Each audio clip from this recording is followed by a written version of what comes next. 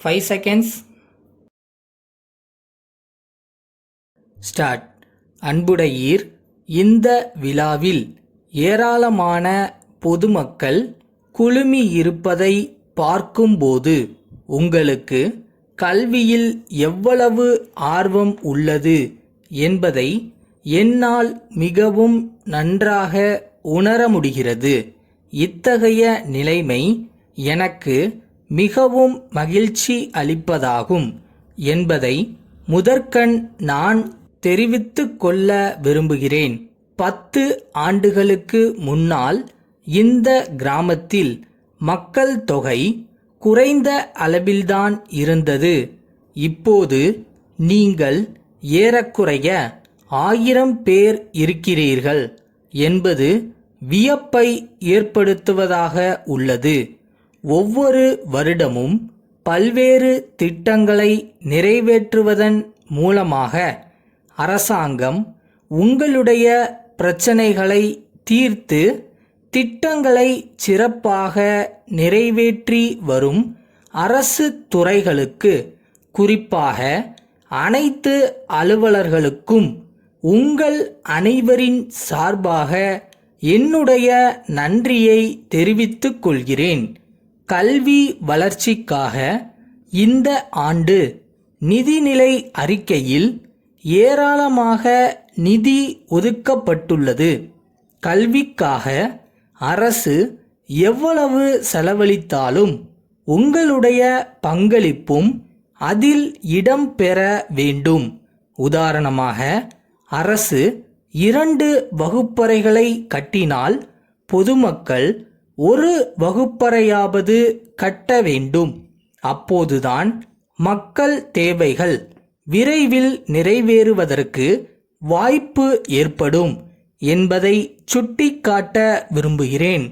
முன்பெல்லாம் மக்களிடம் பணம் இருந்தால் இது போன்ற அவசியமான தேவைகளுக்கு அவர்கள் பணத்தை செலவிட மாட்டார்கள். அந்த நிலை இப்போது மாறி வருகிறது என்பதை நீங்கள் அனைவரும் நன்றாக அறிவீர்கள். இப்படிப்பட்ட பள்ளி கட்டடங்களை கட்ட வேண்டுமென்ற நல்ல சிந்தனை மக்களிடம் வளர்ந்து உள்ளது. பாராட்டத்தக்கது ஆகும். குழந்தைகளை பள்ளிகளுக்கு அனுப்பிவிட்டால் மட்டும் போதும் என்று நினைத்துவிடக் கூடாது. கல்விக்காக அரசு வருமானத்தில் 40% அளவுக்கு செலவிடப்படுகிறது. ஆகவே பெற்றோர்களும் பொதுமக்களும் பள்ளிக்கூடங்களுக்கு உதவி செய்ய ஆர்வத்துடன் முழு ஈடுபாட்டுடன் முன்வர வேண்டும் என்று இந்த சந்தர்ப்பத்தில் கேட்டுக்கொள்கிறேன். பள்ளிகளில் பயிலும் மாணவ மாணவியர் ஆரோக்கியமாக இருக்க வேண்டியது மிக மிக அவசியமானதாகும். இதற்கு தேவையான நடவடிக்கைகளை அதிகாரிகள் எடுக்க வேண்டும். ஆண்டுக்கு ஒரு முறையாவது அரசு மருத்துவர்களை பள்ளிக்கு அழைத்து வந்து மருத்துவ பரிசோதனைகளை செய்து முறையான சிகிச்சை அளிக்க வேண்டும். அப்போதுதான் குழந்தைகள் ஆரோக்கியமாக வளர வாய்ப்பு ஏற்படும். மனித நேயம் வளரும் வகையில் குழந்தைகளை ஆசிரியர்கள் உருவாக்க வேண்டும். இது ஆசிரியர்களுடைய இன்றியமையாத கடமையாகும் என்பதை வலியுறுத்த விரும்புகிறேன். தமிழ்நாடு முழுவதும் பரவலாக நல்ல முறையில் கல்வி வளர்ச்சி ஏற்பட்டு வருகிறது. ஒவ்வொரு ஆண்டும் அரசானது புதிய தொடக்கப் பள்ளிகளை அதிக அளவில் ஏற்படுத்தி வருகிறது. இதன் மூலம் ஒரு கட்டத்தில் பள்ளிகள் இல்லாத கிராமமே இல்லை என்ற நிலை உருவாகிவிடும். இதனால் பாடுபடும் பாட்டாளிகள் மற்றும் ஏழைகளின் குழந்தைகளுக்கும் கல்வி கற்கும் நிலையும் ஏற்படும். என்பதை தெரிவித்து அமர்கிறேன். கடலூர் மாவட்ட ஆட்சித்தலைவர் திரு ராமசாமி, சென்னை மக்கள் நல்வாழ்வுத்துறை செயலாளருக்கு எழுதிய கடிதம். ஐயா, கடலூர் மாவட்டத்தில் சுனாமி பேரலைகள் தாக்கியதில் ஆயிரக்கணக்கான மக்கள் பாதிக்கப்பட்டனர். இதில் பெரும்பாலான மக்கள் தங்கள் வீடுகளை விட்டு வெளியேறி பாதுகாப்பான இடங்களுக்கு சென்று விட்டனர்.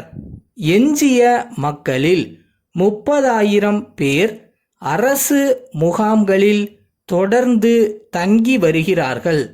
அவர்களுக்கு அரசாங்கம் தேவையான உதவிகளை வழங்கி நிவாரண பணிகளை செய்து வருகிறது. மாவட்ட நிர்வாகம் சார்பில் உடல் அளவில் பாதிக்கப்பட்டுள்ள மக்களுக்கு சிகிச்சைகளை அளிப்பதற்கு பல்வேறு குழுக்கள் அமைத்து செயல்பட்டோம். சுனாமியால் மக்கள் உடல் ரீதியாக பாதிக்கப்பட்டுள்ளதை விட மனதளவில் அதிகமாக அதிர்ச்சி அடைந்து இருக்கிறார்கள். தங்கள் குடும்பத்தினர் மற்றும் உறவினர்கள் இறந்ததை நேரில் பார்த்ததால் அவர்களுக்கு இந்த நிலை உருவாகியுள்ளது. எனவே அரசாங்கம் மக்களுக்கு உதவிடும் வகையில் திறமையான மருத்துவர்கள் மற்றும் உளவியல் வல்லுநர்களை அதிகமான எண்ணிக்கையில் கடலூர் மாவட்டத்திற்கு உடனடியாக அனுப்பி வைக்க வேண்டுமென்று கேட்டுக்கொள்கிறேன். தங்கள் நம்பிக்கையுள்ள